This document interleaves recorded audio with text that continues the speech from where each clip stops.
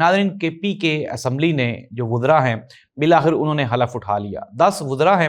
اور 2 مشیران ہیں اس میں اور 1 معاون خصوصی ہیں۔ 13 رکنی کابینہ ہے اور سب سے اہم بات یہ ہے کہ یہ جو نئی کابینہ ہے اس میں یہ جو 13 کے 13 لوگ ہیں یہ ڈائی ہارڈ فین ہیں عمران خان کے، وہی عمران احمد خان نیازی جو 3 سال سے اڈیالہ جیل میں مقید ہے۔ ناظرین اگر ہم ان وزراء میں بات کریں تو مینا خان آفریدی اور شفیع اللہ جان یہ 2 وہ نام ہیں جنہوں نے جیل بھی برداشت کی، اور پھر ہم نے دیکھا کہ چاہے وہ 26 نومبر کا احتجاج ہو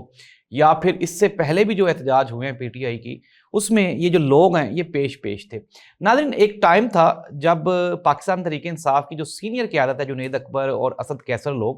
وہ یہ کہہ رہے تھے کہ اگر ہم چلے جائیں گے تو ہماری جگہ جو نئی جنریشن آئے گی، جو پاکستان تحریک انصاف کی نئی یوتھ ہوگی، پارٹی کے لوگ ہوں گے، وہ بہت سخت ہوں گے ڈیل کرنے کے لیے، اور بالآخر وہی ہوا اور پاکستان تحریک انصاف نے ایک ایسی کابینہ کھڑی کر دی ہے جو بظاہر یہ لگتا ہے کہ اسٹیبلشمنٹ کے ساتھ سوائے ٹکراؤ کے اور کچھ بھی نہیں ہونے والا۔